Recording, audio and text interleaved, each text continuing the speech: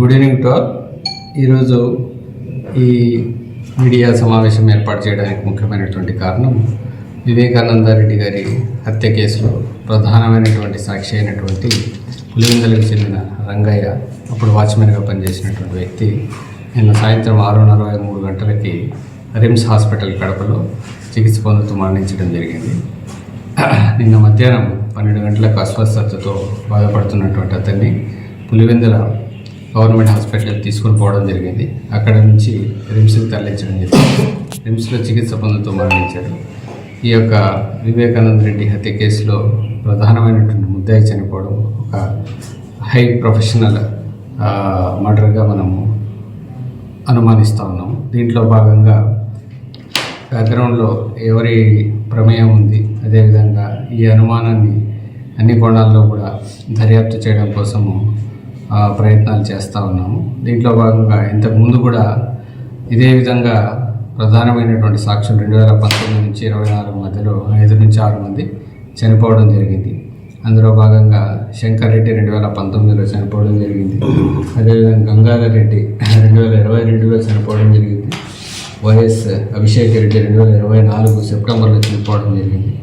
నారాయణ అనే వ్యక్తి చనిపోవడం జరిగింది. ఇప్పుడు రంగన్న 2025 మార్చిలో చనిపోవడం జరిగింది. ఇంతకుముందు కూడా సాక్షులు చనిపోయిన క్రమంలో పోలీసులు వాళ్ళు చనిపోయారు, సిబిఐ వాళ్ళ ద్వారా చనిపోయారు అనేసి ఈ విధంగా అసత్య ప్రచారం చేస్తూ ఉన్నారు. దీన్ని అన్ని కోణాల్లో దర్యాప్తు చేస్తూ ఉన్నాము. దీని వెనుక ఎవరున్నారు, ఎందుకు ఇలా చేస్తున్నారు, ఆ ప్రధానమైనటువంటి కేసులో భాగంగా దీన్ని కప్పిపుచ్చే ప్రయత్నాలు ఏమైనా జరుగుతున్నాయా అనే అన్ని కోణాల్లో కూడా ఈ కేసుని దర్యాప్తు చేయడం జరుగుతుంది. దీనికోసం ఒక ప్రత్యేకమైనటువంటి టీంని ఏర్పాటు చేయడం జరిగింది. ఆ టీం సైంటిఫిక్గాను మిగతా అన్ని రంగాల్లో అన్ని డాక్యుమెంట్స్ని వెరిఫై చేయడం జరుగుతుంది. ఆ కేసు ఇన్వెస్టిగేషన్ని త్వరితగతిన కంప్లీట్ చేయడం జరుగుతుంది. అంటే ప్రధానంగా రంగన్న భార్య పూర్తి స్థాయిలో కూడా ఆరోపిస్తుంది సార్. ఆమె కేసు కూడా నమోదు చేశారు. ఇప్పుడు దాని మీద ఎటువంటి చర్యలు ఉంటాయి? ఆమె అనుమానాస్పద కేసు కింద కంప్లైంట్ ఇవ్వడం జరిగింది. ఆమె కేసుని బేస్ చేసుకొని అనుమానాస్పద మరణం కింద కేసు రిజిస్టర్ చేయడం జరిగింది. దీంట్లో వాస్తవాలన్నింటినీ కూడా అన్ని సైంటిఫిక్ యాంగిల్స్లో అనాలిసిస్ చేసి స్పెషల్ టీమ్తో అనాలిసిస్ చేసి బయటికి తీసుకురావడానికి ప్రయత్నం చేస్తాం. ఇప్పటివరకు ఇంకా ఈరోజే పోస్ట్ మార్టం కంప్లీట్ అయింది. దాంట్లో ఉన్నటువంటి రిపోర్ట్ కావచ్చు, ఇంకా ఫర్దర్ ఇన్వెస్టిగేషన్ కంటిన్యూ అవుతుంది. దాన్ని క్షుణ్ణంగా మరింత నిశ్చితంగా లోతుగా దర్యాప్తును కంటిన్యూ చేయడం జరుగుతుంది. కోవిడ్ గంగారెడ్డి తర్వాత శ్రీనివాసరెడ్డి కూడా గతంలో అనుమానాలు వ్యక్తం చేశారు. వాటి కాస్త ఇప్పుడు టైం బౌండ్ అయిపోయింది, ప్రత్యేకంగా టీం ఏర్పాటు చేస్తారు.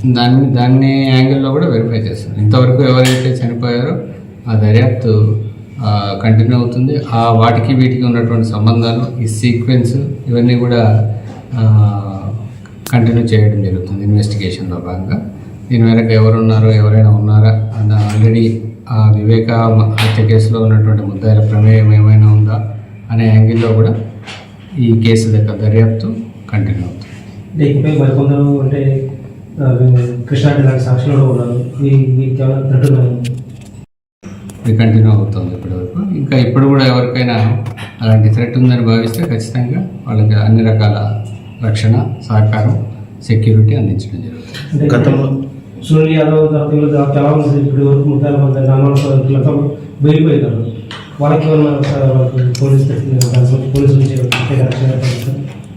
అన్ని రంగాల్లో కూడా అన్ని కోణాల్లో కూడా వెరిఫై చేస్తాం. ఆ యాంగిల్స్ కూడా వెరిఫై చేస్తాం. దీంట్లో ప్రధానంగా మనం చూసినప్పుడు 2019 నుంచి 24 వరకు ఇప్పటి వరకు 5-6 మంది సాక్షులు చనిపోవడం జరిగింది. కాబట్టి సాక్షులు ఎందుకు చనిపోతున్నారు, దీని వెనక ఏమైనా ఉందా, ఏ కారణాలతో చనిపోయారు, ఏ పరిస్థితుల్లో చనిపోయారు అనేటివి ఆరోగ్యకరమైనటువంటి కారణాల వెనుక 5 సంవత్సరాల్లో 5-6 మంది చనిపోవడం అనేటటువంటిది ఒక విస్తుగొలిపే విషయంగా భావిస్తూ దర్యాప్తును కంటిన్యూ చేయడం జరుగుతుంది. ఓకే.